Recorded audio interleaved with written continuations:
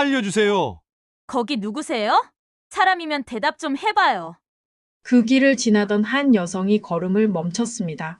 땅 밑에서 분명 사람의 목소리였습니다. 지금 땅 밑에서요? 여기 못 움직여요. 여자는 손전등을 켰습니다. 그리고 말했습니다. 조금만 기다려요. 내가 꺼내줄게요. 정신 잃지 마세요. 이 야산에서 도대체 누가 왜 산채로 묻혀 있던 걸까요? 만약 그녀가 1분만 늦게 이 길을 지났다면 오늘 이 기적 같은 이야기는 세상에 나오지 못했을 겁니다. 지금부터 도란이 그날 밤의 이야기를 들려드리겠습니다. 무료로 누를 수 있는 구독과 좋아요는 큰 힘이 됩니다. 그 여성의 이름은 박영심이었습니다. 평생을 이 시골 마을에서 살아온 사람이었죠. 사람들은 그녀를 노처녀라 불렀지만 그녀는 신경 쓰지 않았죠. 그날도 그녀는 밤늦게까지 밭일을 마치고 돌아가는 길이었습니다. 평소엔 그냥 지나치던 야산길. 그런데 그날은 달랐습니다. 바람도 아니고 짐승 소리도 아닌 사람의 신음이 들었기 때문입니다. 영심은 손전등을 켜고 소리가 나는 쪽으로 다가갔습니다. 땅바닥 한쪽이 불규칙하게 어지러웠고 그 위로 흙이 미세하게 움직이고 있었습니다. 거기 사람 있어요? 잠시 뒤 땅속에서 끊어질 듯한 목소리가 흘러나왔습니다. 살려주세요. 영심의 심장이 가슴을 세게 두드리기 시작했습니다. 그녀는 망설이지 않았습니다. 삽도 없이 맨손으로 흙을 파기 시작했습니다. 손톱이 부러지고 손바닥이 까져도 멈추지 않았습니다. 그리고 마침내 무언가 단단한 것에 손이 닿았습니다. 사람의 팔이었습니다. 조금만 참으세요. 금방 꺼내드릴게요. 흙을 더 걷어내자 한 남자의 얼굴이 드러났습니다. 피와 흙이 뒤엉킨 얼굴, 그리고 겨우 붙어있는 숨. 남자는 의식이 흐릿한 채 영심의 손을 꽉 붙잡았습니다. 감사합니다. 영심은 그 자리에서 119에 전화를 걸었습니다. 구급차가 도착할 때까지 그 손을 놓지 않았습니다. 나중에서야 알게 된 사실입니다. 그 남자는 건설업자 김태준, 서울에서 내려와 이 지역 재개발을 맡고 있던 사람이었습니다. 누군가 그를 끌고 와 폭행한 뒤 산채로 묻었던 겁니다. 의사는 이렇게 말했습니다. 1시간만 늦었어도 그대로 질식했을 겁니다. 영심이 그 길을 지나지 않았다면, 그 신음소리를 외면했다면 김태준은 그날 밤 그 야산에 그대로 묻혔을 겁니다. 김태준은 퇴원한 뒤에도 영심을 자주 찾았습니다. 목숨을 건져준 사람에게 어떻게든 고마움을 전하고 싶었지만 영심은 매번 손사래를 쳤습니다. 괜찮아요. 이제 그만 신경 쓰셔도 돼요. 하지만 김태준은 물러서지 않았습니다. 마을 근처에 머물며 영심이 밭일을 나갈 때면 말없이 곁에 섰습니다. 처음엔 어색했죠. 서로 무슨 말을 해야 할지도 몰랐죠. 그런데 이상하게도 함께 흙을 고르고 땀을 닦는 시간이 쌓일수록 그 어색함은 조금씩 옅어졌습니다. 어느 날 잠시 쉬던 중 김태준이 조심스럽게 물었습니다. 영심 씨는 왜 혼자 사세요? 영심은 한동안 대답하지 않았습니다. 괜히 흙을 만지작거리다 낮게 말했습니다. 그냥 혼자가 편해서요. 김태준은 더 묻지 않았습니다. 하지만 그는 느낄 수 있었죠. 이 여자가 편해서 혼자인 게 아니라는 걸, 어딘가에서 크게 다친 적이 있다는 걸. 그 사이 사건은 끝나지 않았습니다.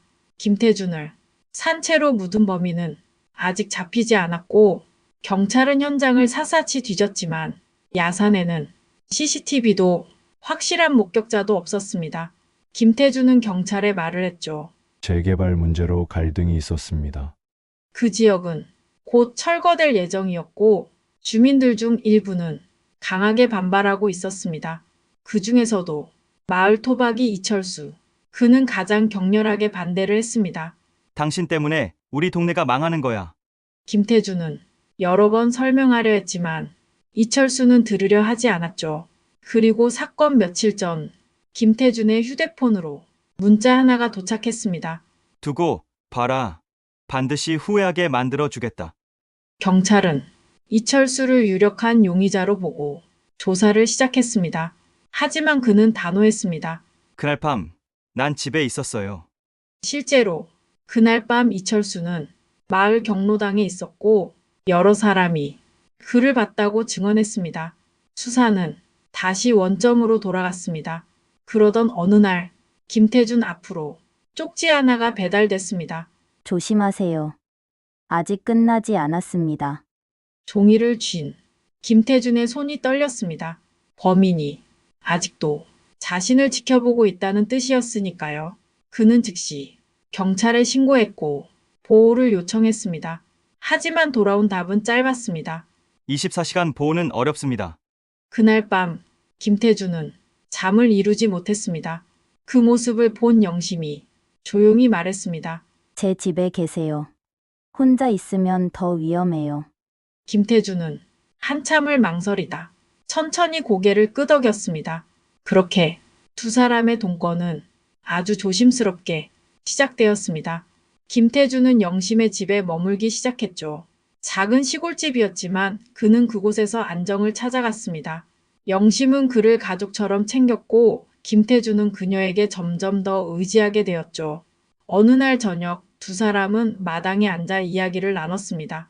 김태준이 먼저 입을 열었습니다. 영심 씨, 제가 왜 이 일을 하는지 아세요? 영심은 고개를 저으며 그를 바라봤습니다. 김태준은 잠시 뜸을 들이다 말했습니다. 저도 어렸을 때 집이 철거됐어요. 재개발 때문에요.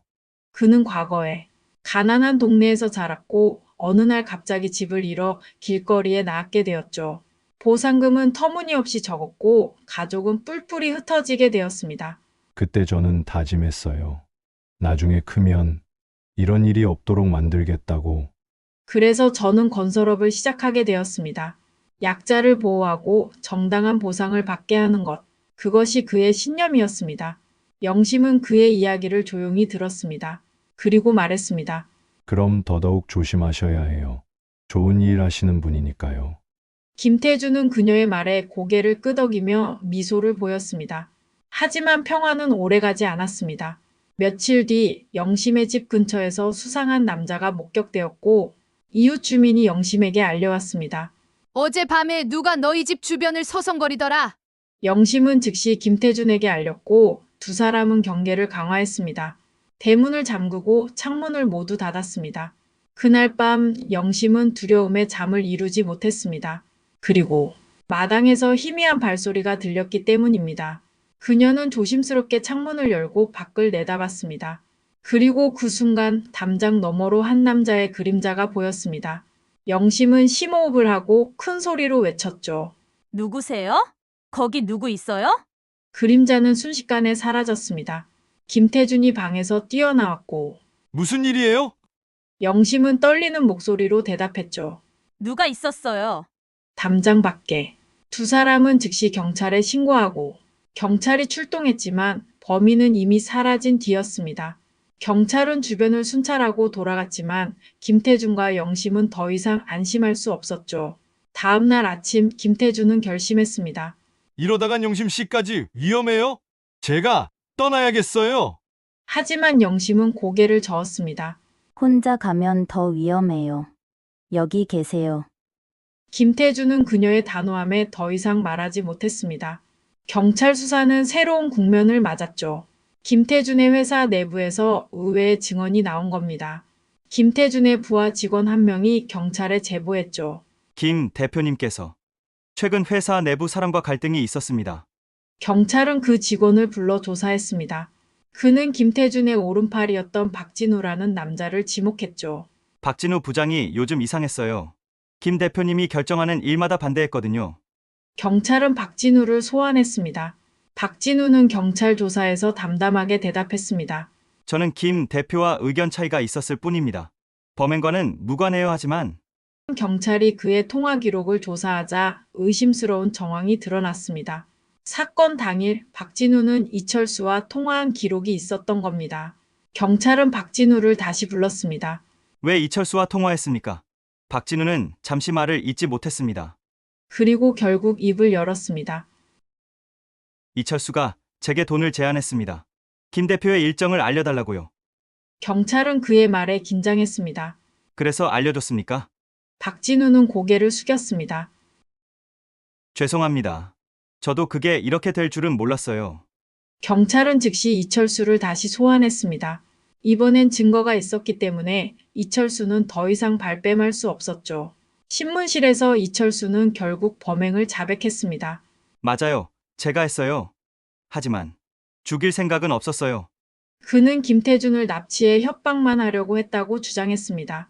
하지만 김태준이 저항하자 흥분해서 폭행을 가했고 그를 땅에 묻어버렸다는 겁니다. 그냥 정신을 잃게만 하려고 했어요.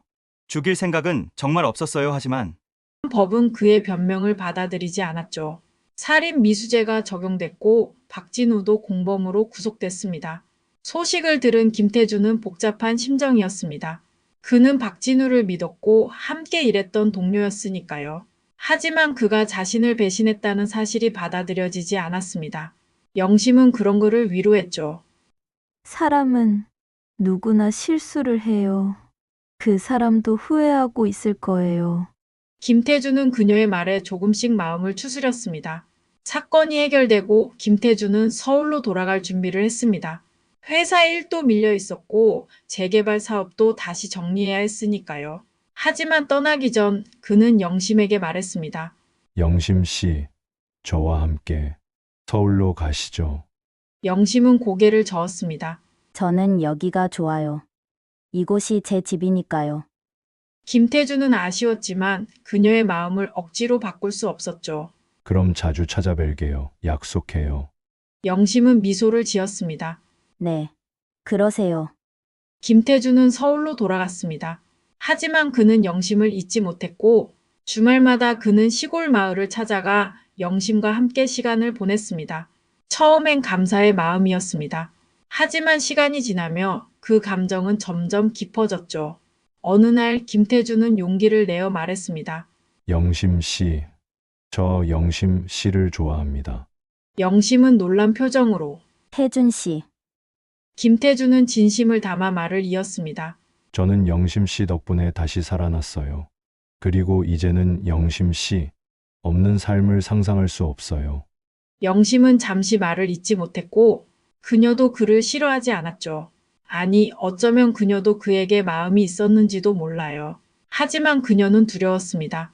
자신 같은 사람이 그의 곁에 있어도 되는 걸까? 김태준은 그녀의 침묵을 읽고 말했습니다. 천천히 생각하세요. 저는 기다릴게요. 몇 달이 지났습니다. 김태준은 여전히 주말마다 영심을 찾았고 두 사람은 조금씩 더 가까워졌습니다. 어느 날 영심이 먼저 말을 꺼냈습니다. 태준 씨. 사실 저 평생 혼자 살 거라고 생각했어요. 김태준은 그녀의 이야기를 조용히 들고 있었습니다. 영심은 과거를 떠올렸죠. 젊은 시절 그녀에게도 사랑하는 사람이 있었습니다. 하지만 그 사람은 그녀를 떠났고 더 나은 조건의 여자를 만나 결혼했고 영심은 그 이후로 마음의 문을 닫았던 거예요. 그래서 저는 사랑 같은 거 믿지 않았어요.